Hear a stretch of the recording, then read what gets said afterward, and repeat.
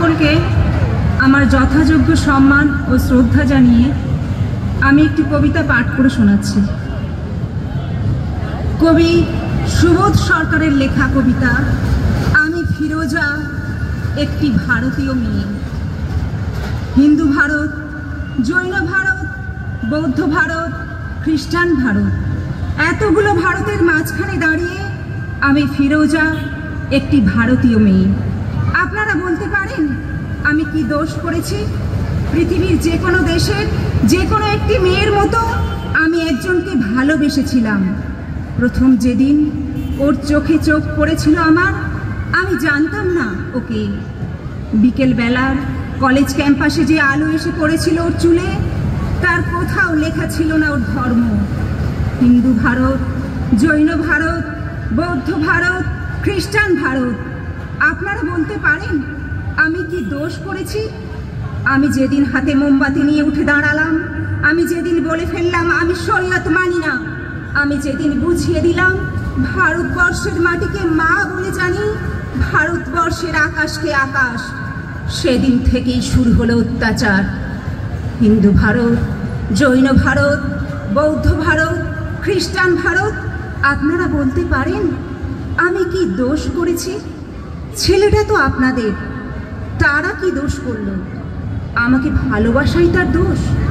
ছেলেটার বাড়িতে আপনারা ঢিল ছুঁড়লেন, পার্সেল করে ছেঁড়া চটি পাঠালেন, ওকে হাতে মেরে ভাতে মেরে বাড়ির দেওয়ালে বড় বড় করে লিখে দিলেন এসব চলবে না।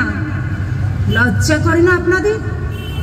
আপনারা এগিয়ে থাকা মানুষ, MA pass, BA pass, doctor, engineer, আমলা, মাস্টার, আপনারাই গণতন্ত্র নিয়ে ভাষণ দেন আর প্রয়োজন মতো গণতন্ত্রের টুটি চেপে ধরেন।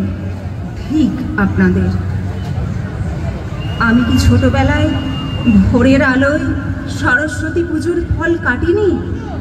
আমি কি স্কুলের বারান্দায় বসে রাত জেগে আলপনা দিইনি? আমি কি পাশের বাড়ির হিন্দু বাবার জন্য রক্ত দিইনি? ওদের বাড়ির উঠোনে বসে ওদের ছেলেদের অ ক খ শেখাইনি? আমি আরবি শিখিনি, ফার্সি শিখিনি, উর্দু শিখিনি।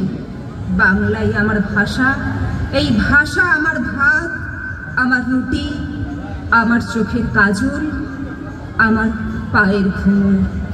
এই ভাষা আমার গোপন চিঠি, যার অক্ষরে অক্ষরে লেগে আছে আমার চোখের জল। আমরা যেদিন বিয়ে করি সেদিন কফি হাউস গিয়েছিলাম।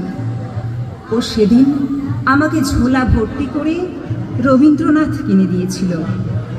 হাওড়া স্টেশনে পৌঁছে কানে কানে রবীন্দ্রনাথ বলেছিলেন, ফিরোজা তুমি আমার মৃন্ময়ী, তুমি আমার লাবণ্য, তুমি আমার সুচরিতা। সেদিন রাত্রে কি হয়েছিল আমি জানি না। কি ঘটেছিল ওদের বাড়িতে, কি ঘটেছিল ওদের পাড়ায়, কি করেছিল ওদের বাবা কাকা, সেটা আজও আমি জানি না। কিন্তু তার পরের দিন ওকে আর কোথাও খুঁজে পাওয়া যায়নি। ও কোথায় চলে গেল আমি জানতে পারিনি। এই আপনাদের ভারতবর্ষ, এই আমাদের ভারতবর্ষ। আমি একজন সাধারণ মেয়ে, অথচ বাড়িতে পাড়ায়, অফিসে, পুজোর প্যান্ডেলে, বিয়ে বাড়িতে, অন্নপ্রাশনে এখনো আমাকে নিয়ে ফিসফাস। ডাক্তারের কাছে যাই ফিসফাস, কলেজে ঢুকি ফিসফাস, বাজারে যাই ফিসফাস, যে হাউসিংয়ে থাকি সেখানেও চলতে থাকে অবিরাম লুকোচুরি। ওটা লুকোচুরি নয়, ওটা ফিসফাস নয়, ওটা আপনাদের গভীরে লুকিয়ে থাকা এক একটি সুপ্ত গুজরাট। যদি আপনাদের হৃদয় বড় না করেন, আকাশের দিকে আপনারা যদি না তাকান, এই পোড়া দেশে আরো আরো আরো অনেকগুলো পোড়া গুজরাট তৈরি হবে। নমস্কার।